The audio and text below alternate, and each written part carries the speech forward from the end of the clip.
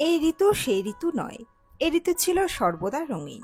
সাদা কালো ছবিতেও যিনি তুলে ধরতেন সাধারণ জিনিসকে রঙিনভাবে, যিনি বাংলা ছবিতে নিয়ে এসেছিলেন এক অন্য ধারা। তার জন্ম ১৯৬৩ সালের ৩১শে আগস্ট। বিস্তারিত থাকছে এই প্রতিবেদনে। বন্ধুরা, চ্যানেলে নতুন হলে চ্যানেলটি সাবস্ক্রাইব করতে পারেন ও ভিডিওটি শেয়ার করতে পারেন। বাংলার পরিবর্তিত ঋতু বৈচিত্র্যের মতো বাস্তবিক সিনে জগতের বৈচিত্র্যময় ঋতু হলেন ঋতুপর্ণ ঘোষ। সত্যজিৎ রায়, মৃণাল সেন, ঋত্বিক ঘটক এই তিন চিরস্মরণীয় ধ্রুবতারার পর চিরস্মরণীয় নক্ষত্র ঋতুপর্ণ ঘোষ, যিনি শুধু একজন পরিচালকই নন, পাশাপাশি তিনি একজন অভিনেতা ও লেখক। ৩১শে আগস্ট তার জন্মবার্ষিকী উপলক্ষে তাঁকে স্মরণ করছি আমরা। ঋতুপর্ণ ঘোষের জন্ম ১৯৬৩ সালের ৩১শে আগস্ট কলকাতায়। বাবা মা উভয়ে চলচ্চিত্র জগতের সঙ্গে যুক্ত ছিলেন। বাবা সুনীল ঘোষ ছিলেন তথ্যচিত্র নির্মাতা ও চিত্রকর। ভারতের এলজিবিটি সম্প্রদায়ের এক বিশিষ্ট ব্যক্তিত্ব ঋতুপর্ণ ঘোষ। জীবনের শেষ বছরগুলিতে তিনি রূপান্তরকামী জীবনযাত্রা নিয়ে নানান পরীক্ষা নিরীক্ষা চালিয়েছিলেন। নিজের সমকামী সত্তাটিকে তিনি জনসমক্ষে খোলাখুলিভাবে স্বীকার করতেন, যা ভারতের চলচ্চিত্র জগতের খুব কম মানুষই করেছেন। তিনি ছিলেন একজন ভারতীয় বাঙালি চলচ্চিত্র পরিচালক।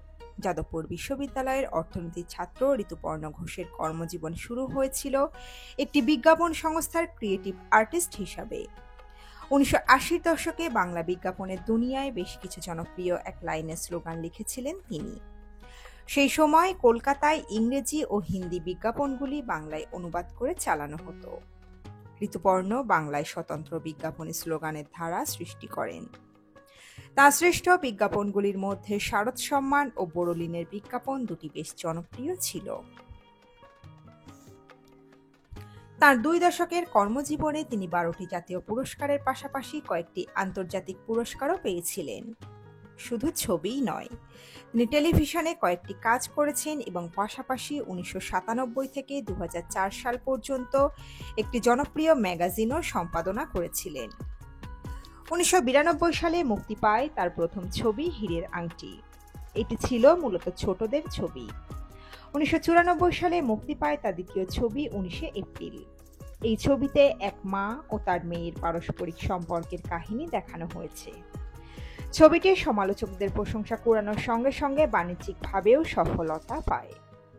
১৯৯৫ সালে এই ছবি শ্রেষ্ঠ চলচ্চিত্র হিসাবে জাতীয় চলচ্চিত্র পুরস্কারও পায়। এরপর দহন মুক্তি পায় ১৯৯৭ সালে এবং ১৯৯৯ সালে মুক্তি পায় অশোক। এই দুটি ছবিও জাতীয় পুরস্কার পায়। ২০০০ সালে মুক্তি পায় বাড়িওয়ালি ও উৎসব। বাড়িওয়ালি ছবিতে মুখ্য চরিত্রে অভিনয় করেন মুম্বাই খ্যাত অভিনেত্রী কিরণ খের। এই ছবি এক নিঃসঙ্গ বিধবার কাহিনী, যিনি নিজের বাড়িটি এক ফিল্ম প্রোডাকশনকে ভাড়া দেন।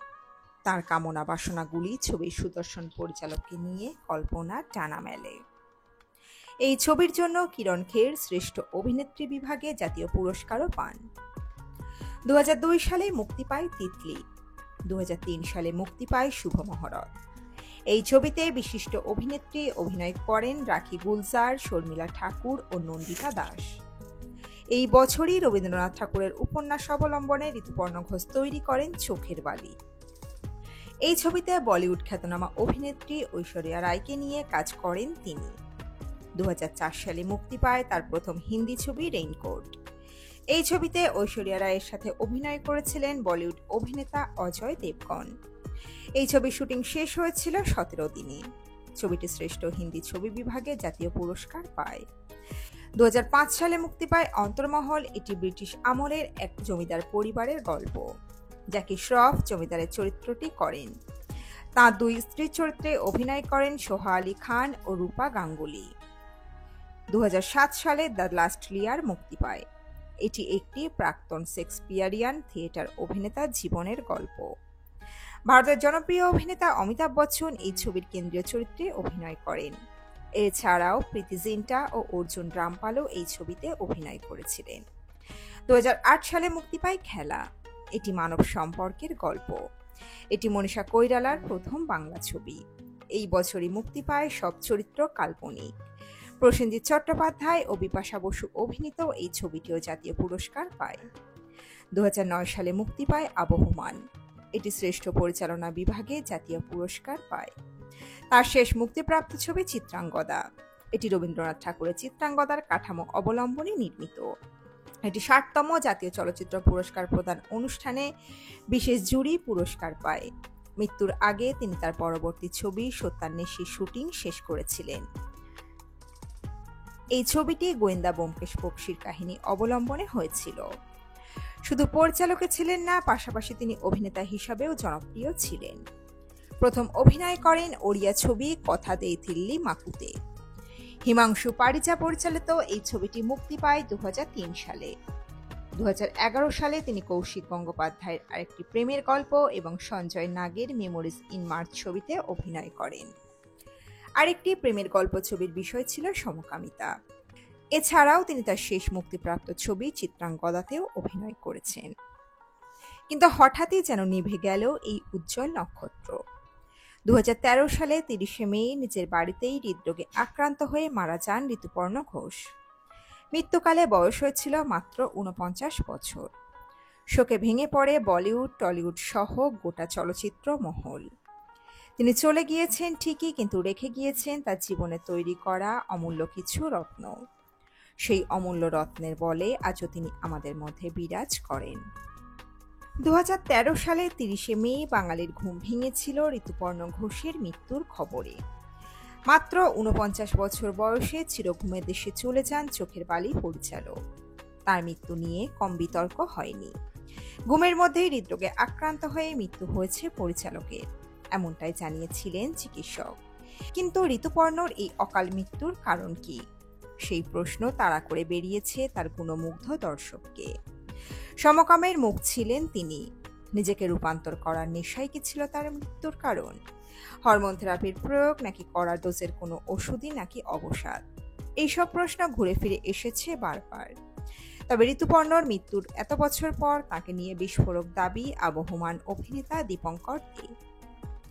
সম্প্রতি প্রকাশিত হয়েছে দীপঙ্কর দের জীবনী দীপঙ্করের কথা, যা লিখেছেন প্রখ্যাত সাংবাদিক বাল্মীকি চট্টোপাধ্যায়। সেই বইতেই দীপঙ্কর দের দাবি সুইসাইড করেছিলেন ঋতুপর্ণ ঘোষ। অভিনেতার কথায় আসলে ঋতু সাধারণ মানুষ ছিল না। এই ধরনের মানুষ খুব ট্যালেন্টেড হয়, একটু ভিন্ন ধরনের, তো তাই ওই নারী সত্তাটা নিয়ে বেঁচে থাকার লড়াইটা খুব প্রবল ছিল। ঋতু জীবনটা ওর মতো করে উপভোগ করতে চেয়েছিল। ওর শরীরের তাগিদগুলো ওর মনটাকে চালিয়েছে। ঋতুর প্রবল চাহিদা ছিল, আকাঙ্ক্ষা ছিল, নিজেকে কন্ট্রোল করতে পারত না। ওই বইতে তিনি আরো বলেন, টলিগঞ্জ ইন্ডাস্ট্রির কম লোক তার সঙ্গে জীবন কাটিয়েছে। প্রয়োজন ফুরালে মুখ ফিরিয়ে নিয়েছে নির্মমভাবে। কম কষ্ট দিয়েছে তারা।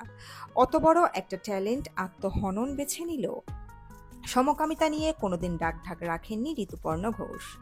তবে জীবন নিয়ে কম কাটা ছেঁড়া চলেনি। সেসব ভাবিয়েছিল পরিচালককে। কৌস্তব বক্সীকে দেওয়া এক সাক্ষাৎকারে পরিচালক বলেছিলেন, আমার সম্পর্ক নিয়ে লোকে ফিসফাস করতে ভালোবাসে। লোকে তো ধরেই নেয় যে আমি যদি কোনো পুরুষ অভিনেতার সঙ্গে একটার বেশি ছবিতে কাজ করি, তাহলে ওই নায়কের সঙ্গে আমি সম্পর্কে রয়েছি। আমার সঙ্গে সোশ্যালাইজ করে কিংবা কাজ করে এমন যে কোনো পুরুষকে নিয়েই লোকজন সন্দেহ করে। এগুলো আমার গা সওয়া হয়ে গিয়েছে। তিনি আরও বলেছিলেন, আমি সম্পর্কে এদেশে আজও ট্যাবু। তাছাড়া আমার সঙ্গে সম্পর্ককে প্রকাশ্য স্বীকার করবে এমন মানুষ খুঁজে পাওয়া দুষ্কর। আমার স্টারডামের বাইরে মানুষ ঋতুপর্ণকে ভালোবাসবে এমন মানুষ কই? অভিনেতা দীপঙ্কর দের মতে ঋতুপর্ণ ঘোষের মৃত্যু একেবারেই স্বাভাবিক ছিল না। নিজের জীবনীতে তিনি লিখেছেন, ঋতুপর্ণ আত্মহত্যা করেছিলেন। কেন এমন ভাবছেন দীপঙ্কর দে? তার মতে ঋতুপর্ণ যতই বড় মাপের পরিচালক হন না কেন, ইন্ডাস্ট্রিতে তাকে বহু কটাক্ষ আর অবহেলা সহ্য করতে হয়েছে বারবার। ব্যক্তিগত জীবন, সমকামী পরিচয় আর সম্পর্ক নিয়ে বারবার আঙুল তোলা হয়েছে তার দিকে। বাইরে থেকে যতটা শক্ত মনে হতো, ভেতরে ততটাই ভেঙে পড়েছিলেন তিনি। দীপঙ্করদের দাবি আরো চমকে দেওয়ার মতো, তার কথায় ঋতুর যৌন চাহিদা ছিল, যা তার মানসিক ও শারীরিক জীবনকে প্রভাবিত করত। টালিগঞ্জের বহু মানুষ তার কাছে এসেছে, আবার প্রয়োজন ফুরালে দূরে সরে গেছে। সেই প্রতারণা আর একাকিত্ব সহ্য করতে পারেনি ও। একই সঙ্গে ঋতুপর্ণ নিজের শরীরকেও পাল্টে ফেলতে চেয়েছিলেন। চলত হরমোন থেরাপি, নিত্য নতুন ওষুধ। শারীরিক পরিবর্তনের এই প্রচেষ্টা আর মানসিক চাপ সব মিলিয়ে তিনি যেন ধীরে ধীরে নিজেকেই মৃত্যুর মুখে ঠেলে দিচ্ছিলেন। আজও তার মৃত্যু নিয়ে নানা প্রশ্ন ঘুরে বেড়ায়। সত্যিই কি এটি কেবল একটি হার্ট অ্যাটাক, নাকি দীর্ঘ মানসিক লড়াই আর অপমানের বোঝা তাকে ভেঙে দিয়েছিল? ঋতুপর্ণ ঘোষের চলে যাওয়ায় বাংলা সিনেমা এক অনন্য প্রতিভাকে হারিয়েছে, আর তার ভক্তদের মনে আজও রয়ে গেছে এক অমীমাংসিত রহস্য। বন্ধুরা, আপনারা কি বলেন? আপনাদের মতামত রাখবেন কমেন্ট বক্সে। এই প্রতিবেদনে ছিল এতটুকুই। দ্রুত ফিরে আসছি এরকমই নতুন কোনো প্রতিবেদন নিয়ে।